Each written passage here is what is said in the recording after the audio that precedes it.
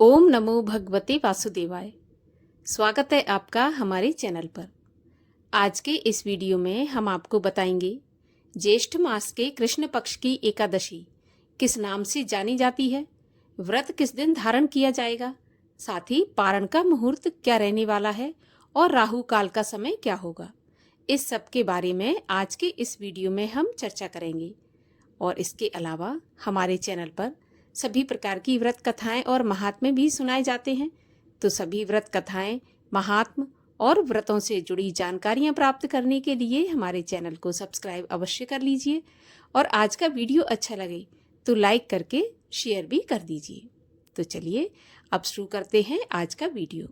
देखिए, हर मास 2 एकादशी तिथि आती हैं, एक कृष्ण पक्ष में और एक शुक्ल पक्ष में। दोनों ही एकादशी का सर्वश्रेष्ठ महत्व है, अपना अपना महत्व है। ज्येष्ठ मास के कृष्ण पक्ष की एकादशी को हम अपरा एकादशी के नाम से जानते हैं। अपरा एकादशी का व्रत करने से मनुष्य के सभी प्रकार के पाप नष्ट होते हैं और इस लोक के सारे सुख भोग कर मनुष्य अंत में विष्णु लोक की प्राप्ति करता है। अपरा एकादशी का व्रत अपार धन देने वाला है। अपरा एकादशी का व्रत सभी प्रकार की मनोकामनाएं पूर्ण करने वाला व्रत है। जिस मनुष्य की इस संसार में सर्व सुख प्राप्त करने की इच्छा है, धन धान्य पुत्र संतान आदि प्राप्त करने की इच्छा है, उसे अपरा एकादशी का व्रत अवश्य करना चाहिए। इसके अलावा ब्रह्म हत्या, गौ हत्या जैसे महान पातकों का नाश करने वाला अपरा एकादशी का व्रत माना जाता है। वैसे तो वर्ष की सभी एकादशी अपने आप में महत्वपूर्ण है और हर एकादशी का अपना अपना महत्व है, परंतु अपरा एकादशी का व्रत करने से मनुष्य को पृथ्वी लोक के सारे सुख प्राप्त होते हैं और अंत में विष्णु लोक की प्राप्ति होती है। इसीलिए सभी को अपरा एकादशी का व्रत अवश्य करना चाहिए। एकादशी के जो सभी एकादशियों के नियम होते हैं वही हमें अपरा एकादशी में पालन करना है। दशमी के दिन से एकादशी के नियम आरंभ हो जाते हैं। दशमी तिथि से ही हमें सूर्यास्त के बाद से नमक और अन्न का सेवन नहीं करना चाहिए, पृथ्वी पर शयन करना चाहिए, पूरी तरह से ब्रह्मचर्य का पालन करना चाहिए। अगले दिन एकादशी के दिन प्रातःकाल स्नान आदि से निवृत्त होने के बाद सूर्य भगवान को अर्घ्य देकर भगवान श्री हरि विष्णु की विधि विधान से पूजा करके एकादशी व्रत की कथा पढ़नी चाहिए या सुननी चाहिए।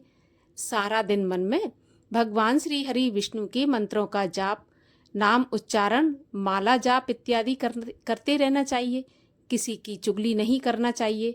दिन में शयन भी नहीं किया जाता, क्योंकि व्रत में अगर हम दिन में शयन करते हैं तो व्रत खंडित माना जाता है।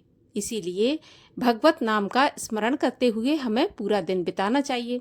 जितना हो सके कम बोलना चाहिए, क्योंकि यदि हम ज़्यादा बात करेंगे तो किसी की चुगली हमारे मुख से हो सकती है, तो वो हमें नहीं करना चाहिए। संध्या काल पूजा करने के बाद एकादशी में रात्रि जागरण का भी बहुत महत्व बताया गया है। यदि भगवान श्री हरि विष्णु के समीप बैठकर भजन कीर्तन करते हुए रात्रि जागरण करते हैं तो इसका हमें कई गुना फल प्राप्त होता है। तो रात्रि जागरण हो सके तो करना चाहिए। यदि पूरी रात आप नहीं जाग सकते तो कम से कम मध्य रात्रि तक जागरण अवश्य करना चाहिए। उसके बाद अगले दिन द्वादशी के दिन जो मुहूर्त बताया जाता है उसी मुहूर्त में व्रत का पारण करना चाहिए, क्योंकि अगर हम व्रत का पारण सही समय पर नहीं करते तो जो हमने 2 दिन के नियम पालन किए हैं, व्रत किया है, वो भी पूर्ण नहीं माना जाता। तो चलिए अब आपको बताते हैं कि अपरा एकादशी का व्रत हमें किस दिन रखना है। तो देखिए, ज्येष्ठ मास के कृष्ण पक्ष की एकादशी तिथि प्रारंभ होगी 23 मई शुक्रवार की रात्रि 1:13 से और एकादशी तिथि की समाप्ति होगी 23 मई शुक्रवार की रात्रि 10:29 पर। अब एक प्रकार से देखा जाए तो शुक्रवार को ही तड़के ये तिथि प्रारंभ होगी और शुक्रवार की रात्रि में ही समाप्त हो जाएगी। तो उदया तिथि में हमें एकादशी तिथि प्राप्त हो रही है 23 मई शुक्रवार के दिन। इसी दिन सभी वैष्णव जन और सभी गृहस्थ जन व्रत रखेंगे। एक ही दिन एकादशी व्रत का पालन किया जाएगा 23 मई शुक्रवार के दिन। राहु काल का समय रहेगा 10:30 से 12 बजे तक। और हम सब जानते हैं कि राहु काल के समय की गणना अशुभ समय में की जाती है, तो राहु काल के समय पर आप पूजा ना करें। राहु काल के समय में की हुई पूजा सार्थक नहीं मानी जाती है। अब हम बात करते हैं कि व्रत का पारण कब करना है। तो देखिए 24 मई 2025 शनिवार के दिन सुबह 5:46 से 8:59 तक हमें व्रत का पारण कर लेना है। और व्रत के पारण करने से पहले आप किसी ब्राह्मण को भोजन करा दें, नहीं तो किसी एक ब्राह्मण के भोजन की सामग्री आप निकाल कर रख दें, उसमें दक्षिणा रखें, क्योंकि दान किए बिना व्रत का पारण पूर्ण नहीं माना जाता। तो दान आप अवश्य करें। उसके बाद आप तुलसी दल से, गंगा जल से, फलों से, दूध से या फिर शुद्ध एवं सात्विक भोजन से व्रत का पारण करें। इस प्रकार अपरा एकादशी व्रत का पालन करें और भगवान श्री हरि विष्णु की कृपा प्राप्त करें।